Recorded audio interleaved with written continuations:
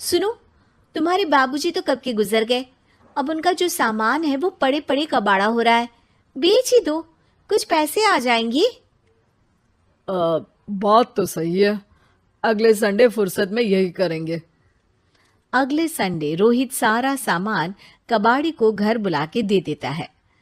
तभी उसकी नजर बाबूजी की पुरानी टीवी पर जाती है, जो इतने सालों तक कूड़े में पड़ी थी, फिर भी चमचमा रही थी। टीवी तो देखो, जैसे एकदम नई हो। हाँ, बाबूजी को टीवी देखना बहुत पसंद था। उनका सपना था कि वो टीवी पे आए।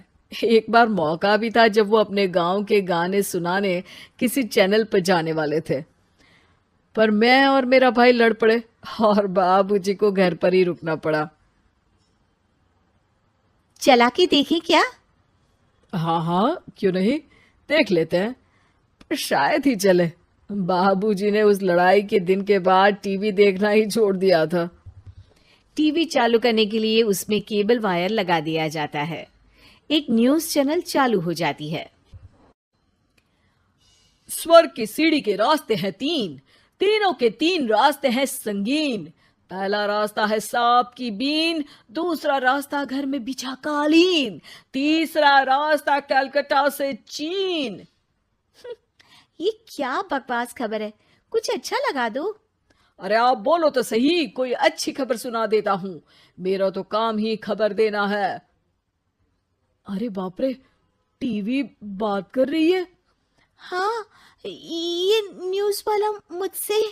हाँ हाँ, आपसे ही तो बात करूंगा ना, आपके घर में हूं तो। अरे, ये सपना है क्या? तुम हमसे बात नहीं कर सकते? अरे सपना नहीं भाई साहब, ये टीवी जादुई टीवी है। बोलो, क्या खबर सुननी है, वरना ब्रेक लेने का टाइम आ जाएगा। सुप्रिया घबरा के टीवी बंद कर देती है। वो क्या था? अरे एक बार और चालू करके देखे, फिर से बात करेगा तो चैनल बदल देंगे। सुप्रिया फिर टीवी चालू कर देती है। अरे ऐसा कोई मुंह पे टीवी बंद करके जाता है क्या? मुझे बुरा लगा आपका नेचर। चाय पानी तो पूछो। सुप्रिया टीवी के बटन से चैनल बदल देती है। अब टीवी पर एक फिल्म चल रही है। अरे ये तो सूर्यवंशम है ना? हाँ, और ये ठाकुर को जहर की खीर दे दी और उसको पता भी नहीं है। ए भाई, खीर मत पीना, उसमें जहर है, मत पीना। ठीक है महाशय, जैसा आप कहें। हाँ। अरे, आपकी बात मान ली, पूरी पिक्चर ही अब तो बदल जाएगी। मतलब ये सच में जादुई टीवी है? तभी वहां कबाड़ी आ जाता है। भैया, टीवी के 150 रुपए दूंगा, चलेगा? अरे 1.5 करोड़ में भी ना दे तुमको ये टीवी हम।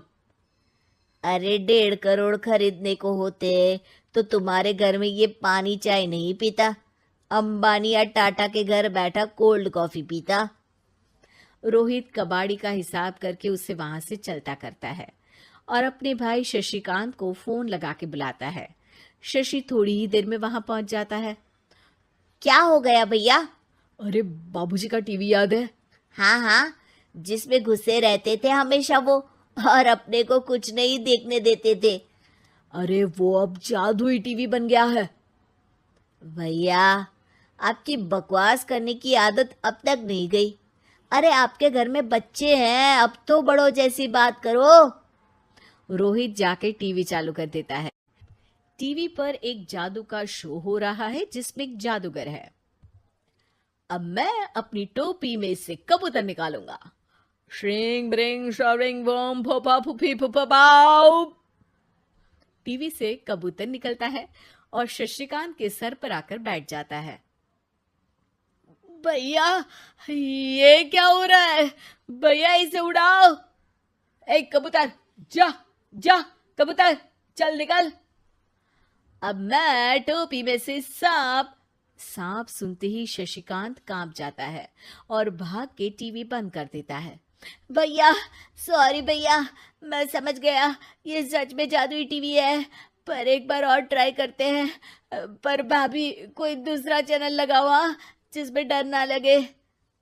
सुप्रिया टीवी चला देती है और न्यूज लगा देती है।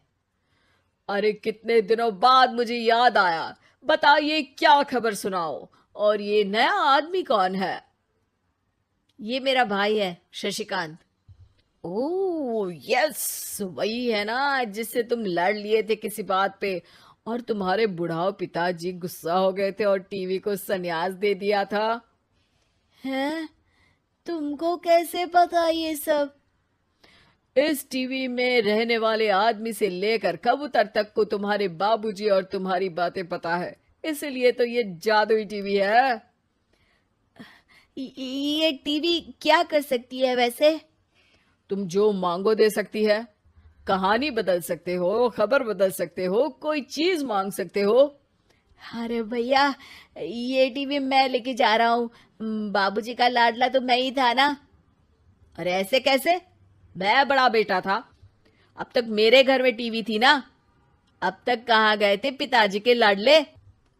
तुम्हारी गलती का एहसास भी है। अरे भैया, ज्यादा ना बोलो वरना भूल गए आपके दांत तोड़ दिए थे मैंने उस लड़ाई में। मेरी बीवी के सामने मेरी बेइज्जती करता है। रुक। दोनों भाई हाथापाई पे उतर जाते हैं। रुक, बताता हूं तुझे कि कौन बड़ा है। अरे छोटे का दम तो देख लीजिए आप। ये खबर आपके बाबूजी को देता हूं। तभी टीवी अचानक बंद हो जाता है। अरे शायद टीवी नाराज हो गया। और लड़ लो, आए बड़े खली बनने। टीवी से एक तेज रोशनी निकलती है और टीवी में बाबूजी दिखाई देते हैं। बापूजी आप? इतना चकरा क्यों रहा है? अपने बाप को नहीं पहचानता क्या? ये तो ऐसा ही है बाबूजी। प्रणाम बाबूजी। अरे चुप कर, तुम दोनों ही उल्टे हो।